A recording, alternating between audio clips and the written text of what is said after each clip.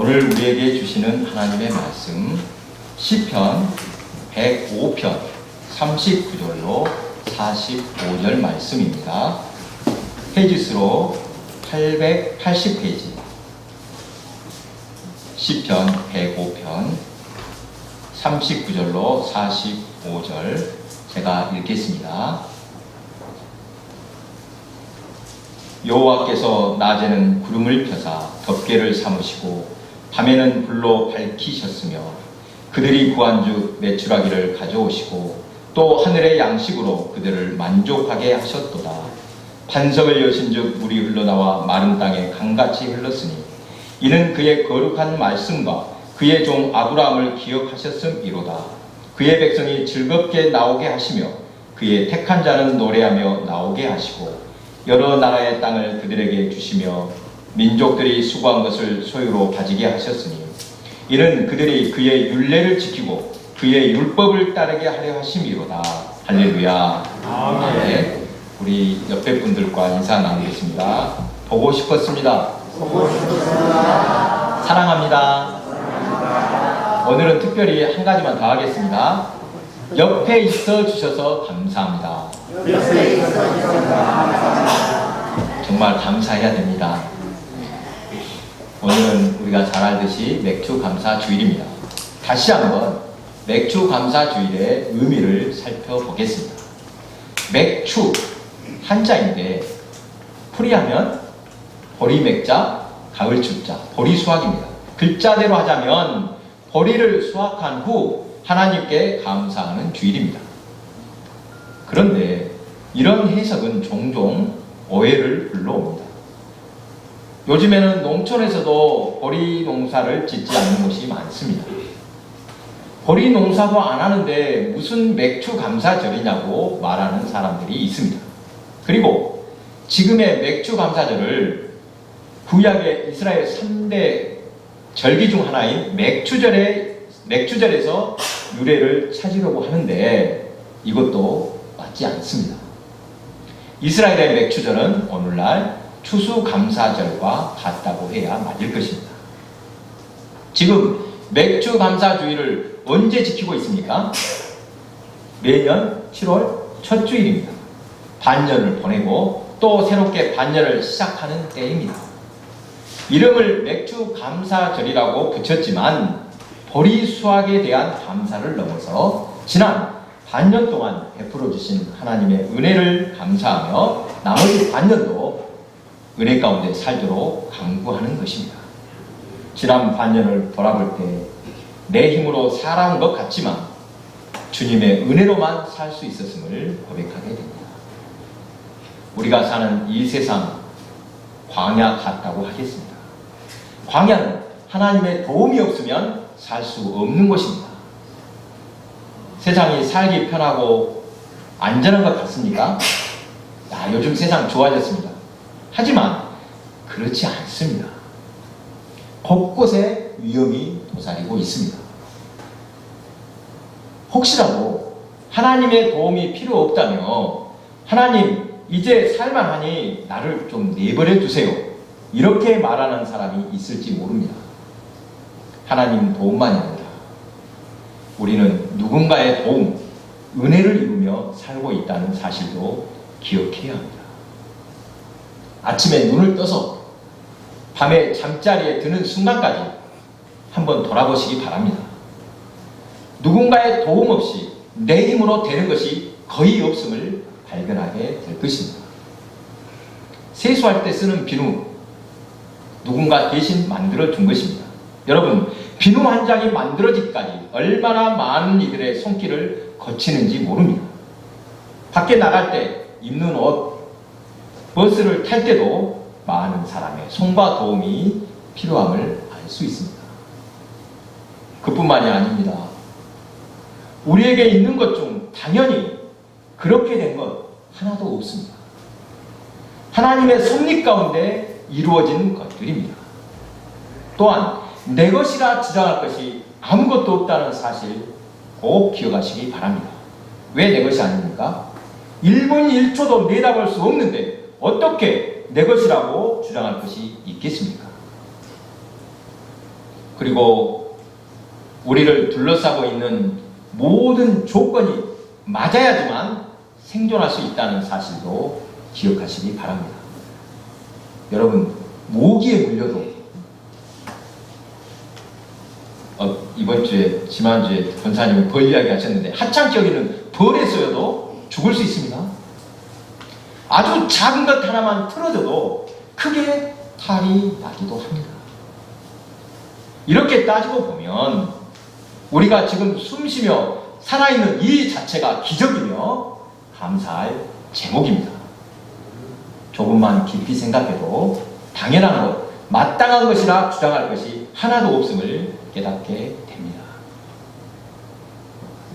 오늘 본문 시편 105편은 이스라엘이 광야를 건너 가나안에 입성한 후 그동안의 역사를 돌이켜보며 하나님께 감사하며 그 은혜를 찬송하는 시입니다.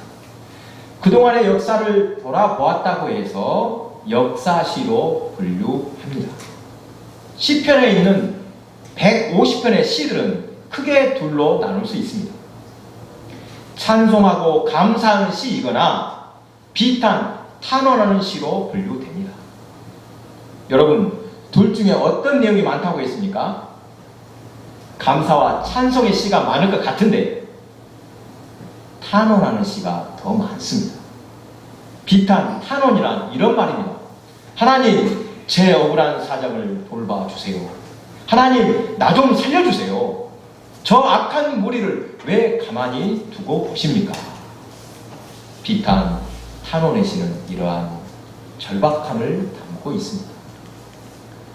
이렇게 탄식하는 내용이 많다는 것은 그만큼 우리 인생에서 감사와 찬양의 순간보다 힘들고 고달프고 억울한 일을 당할 때가 많다는 말일 것입니다.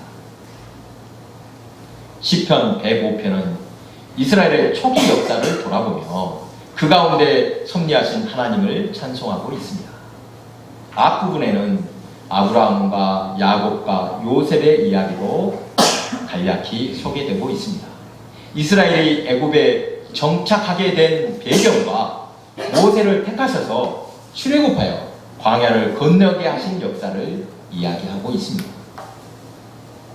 이스라엘 역사에서 가장 중요한 순간이라면 출애굽이라고 할 수 있습니다. 출애굽하여 광야에 있는 동안에 하나님의 말씀을 받았으며 이스라엘 민족의 기틀을 마련한 계기였습니다. 힘들었지만 하나님의 은혜가 가장 충만했던 시기는 광야 시절이라고 하겠습니다. 광야는 사람 살 곳이 못 됩니다. 기후나 토양 어느 것도 조건에 맞지 않습니다. 그런 곳에서 40년 동안을 산 것은 그 자체가 기적입니다. 기적이란 저절로 된 것이 아니라 어떤 특별한 힘이 작용했다는 것인데 그 힘이 바로 하나님 은혜입니다. 본문에서 말씀하신 것처럼 구름기둥, 불기둥으로 인도해 주셨습니다. 광야는 사막입니다. 광야에서는 농사를 지을 수도 없습니다. 먹을 것이 없을 때 하나님께서는 만나를 내려주시고 메추라기를 주셨습니다. 반석에서 물을 내어 마른 땅이 강같이 흐르게도 하셨습니다. 만나는 이전에나 이후에도 누구도 맛보지 못할 것이라고 말씀하십니다. 얼마나 놀랍고 기쁜 체험입니까? 신발이나 의복도 해지지 않도록 붙잡아 주셨습니다. 기적을 체험하고 은혜가 있었다고 해도 광야는 결코 살기 편한 곳이 아닙니다. 옷이나 신발이 닳지도 않고 먹을 걱정도 없으니 광야에서 계속 살자는 사람은 없었습니다. 오히려 광야가 힘드니까 차라리 애굽으로 돌아가자, 노예라도 그때가 좋았다고 늘 불평했습니다. 먹을 것, 입을 것 걱정 없이 살면 얼마나 좋겠습니까? 하지만 인간은 최소한의 것에는 만족하지 않습니다. 만나만 먹고는 살 수 없다고 불평합니다. 민수기 11장 5절입니다. 우리가 애굽에 있을 때에는 값없이 생선과 오이와 참외와 부추와 파와 마늘들을 먹은 것이 생각나거늘 하나님께서는 이스라엘 백성이 이런 불평을 할 때마다 진노하셨습니다. 이스라엘은 하나님이 구별하신 민족입니다. 세상 사람들은 무엇을 먹을까, 입을까, 남들보다는 더 잘 살아야 한다, 이것에 관심을 두고 사는 것 같습니다. 하지만 하나님의 백성은 무엇을 먹고 어떻게 하면 편히 살 것인가, 여기에 관심을 두지 않습니다. 지금의 자리가 편하든지 불편하든지 하나님의 말씀과 약속을 위해 나아가는 것이 중요합니다. 많은 신앙인이 믿음의 조상 아브라함을 생각할 때 그가 부자였으니 편안한 인생을 살았을 것이라고 상상합니다. 창세기 13장 2절입니다. 아브라함에게 가축과 은과 금이 풍부하였더라. 아브라함은 부자였던 것이 분명하지만 결정적으로 그는 떠돌이였습니다. 고대 시대 자기 고향을 떠나 떠도는 인생이란 지금으로서는 상상 못할 위험이 따랐다고 합니다.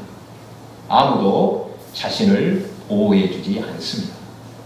낯선 가나안 땅에서 가는 곳곳마다 나그네로서의 피곤함을 엿볼 수 있습니다. 그곳 사람들에게 구박당하고 억울한 일을 당할 때가 많았습니다.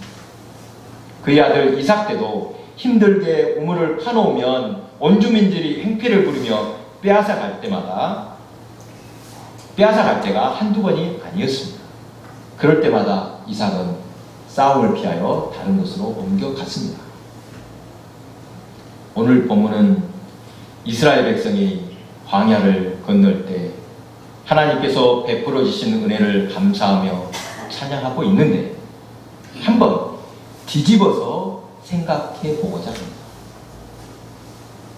본문을 묵상하다가 한 가지 좀 엉뚱한 생각을 하게 되었습니다. 애굽에서 해방된 것을 감사한다며 하나님을 찬송하고 있는데 아예 노예 생활을 하지 않도록 지켜주셨으면 더 좋았을 것 아닌가? 광야에서 만나를 내려주시고 반석에서 물이 솟게 하시며 옷과 신발이 해지지 않았어도 광야의 생활 자체가 피곤한 일 아닙니까? 아예 고생시키지 말고 가나안의 터전을 마련해 주셨더라면 좋았을 것을, 광야에서 기적을 체험하고 하나님의 은혜를 맛보았다고 해도 40년은 너무도 긴 세월입니다. 해변길을 가로지르면 일주일이면 충분한 길을 40년이나 광야에서 방황하게 하셨습니다. 고생을 사서 하고 싶지는 않았을 것입니다. 여기서 뒤집어 거꾸로 생각해 봅니다. 병 주고 약 주고 비꼬는 투로 생각할 수 있습니다. 능력의 하나님이시라면 자기 백성을 처음부터 노예가 되지 않도록 지켜주셨어야 합니다. 그리고 얼른 광야를 건너 가나안 땅에 들어가게 하셔야지 40년씩이나 고생을 시켜야 되겠습니까? 여러분, 힘 안 들이고 얻었다고 만나가 좋습니까? 가나안에서 손수 농사지어 양식을 먹는 것이 좋습니까? 어떤 게 좋아요? 밀이나 보리로 손수 떡을 만들어 먹는 것, 이것이 좋아야 합니다. 극단적으로 이렇게 비유할 수 있습니다. 일하기 싫으니 빌어먹자고 하면 안 됩니다. 성경은 자기 손으로 수고한 대로 누리는 삶, 그것이 축복의 삶이라고 말씀합니다. 시편 128편 2절입니다. 내가 내 손이 수고한 대로 먹을 것이라. 내가 복되고 형통하리로다. 뒤집어서 거꾸로 생각해보면 광야 시절은 감사보다 불평과 원망하는 것이 더 맞았을 것 같습니다. 그런데 우리가 잊고 사는 흥미로운 사실이 있습니다. 여러분 잘 보십시오. 신앙인은 불행을 당해도 감사하다고 합니다. 맞습니까? 불행을 당하지 않을 때는 몰랐는데 불행을 당한 후에야 감사하는 것입니다. 예를 들어봅니다. 교통사고로 다칠 때 대부분 뭐라고 합니까? 아이고 재수없다. 이렇게 합니까? 임하는 것도 다행이라며 하나님의 은혜라고 감사합니다. 그러면 평소에 사고가 안 날 때는 어떻습니까? 사고가 안 났다면서 감사하는 사람은 거의 없는 것 같습니다. 참 흥미롭습니다. 이것을 보면 감사는 상황에 따른 것이 아님을 깨닫게 됩니다. 우리가 얼마나 은혜를 사모하느냐에 따라서 또 감사가 늘어나는 것입니다. 좋을 때보다 안 좋을 때 더 감사할 수 있다는 것입니다. 랍비 한 사람이 나귀 등에 닭 한 마리하고 천막 그리고 등불을 싣고 길을 가고 있었습니다. 목적지에 다다르려면 한참을 더 가야 할 텐데 이미 날이 어두워서 길가에 유숙해야 할 처지가 되었습니다. 그래서 커다란 나무 밑에 천막을 치고 자리를 잡았습니다. 잠자리에 들기 전 성경을 읽으려고 등불을 켰으나 갑자기 바람이 불어와 등잔불이 꺼졌습니다. 그는 성경을 덮고 기도를 드린 후 일찍 잠자리에 들었습니다. 아침이 되어 천막 사이로 비쳐드는 햇빛에 눈이 부셔 잠을 깬 랍비는 갑자기 이상한 생각이 들었습니다.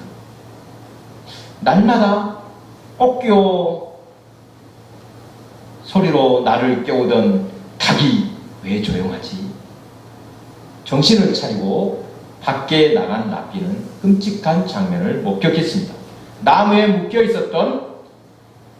나무에 묶어두었던 닭과 나귀는 맹수에 찢겨 죽어 있었습니다. 여행 중이라서 지치고 피곤한 자신에게 왜 이런 병고가 생겼는지 하나님이 원망스러웠습니다. 도대체 무슨 죄를 지었다고 이런 어려움을 주시는가 생각하니 이제는 화가 났습니다. 그때 그는 한 가지 사실을 깨달았습니다. 자신이 살아있다는 것을 깨달은 것입니다. 닭과 나귀가 참혹하게 찢겨 죽는 그때 자신은 고온히 잠을 잤으며 지금 이렇게 살아있다는 것입니다. 그는 펄썩 주저앉았습니다. 아, 내가 살아있구나. 내가 살아있어. 하나님이 닭과 나귀를 앗아가신 것이 아니라 오히려 나를 살려주신 것이었구나. 감사해야 할 하나님께 원망을 늘어놓고 불평할 뻔했구나. 나는 잃은 것이 아니라 얻었구나. 사랑하는 교회 여러분, 감사는 조건에 달려있는 것이 아닙니다. 우리의 생각과 마음에 달려있습니다. 겸손하게 간절하게 하나님을 바라볼 때 은혜를 사모하는 그 마음에서 감사가 나오는 것입니다. 좋을 때보다 오히려 안 좋을 때 고난 중에 더욱 감사할 수 있습니다. 지나온 반년, 오늘은 특별히 힘든 순간을 떠올려보며 그 순간에 역사하신 하나님께 감사하는 시간을 가져보시기 바랍니다. 지금 이 순간 호흡을 주시고 생명을 지켜주신 하나님께 감사를 드리며 그리고 무엇보다 영혼의 구원을 허락하셔서 천국을 유업으로 주신 그 은혜에 더욱 감사하는 백주감사주일 되시기 바랍니다. 아멘. 기도하겠습니다.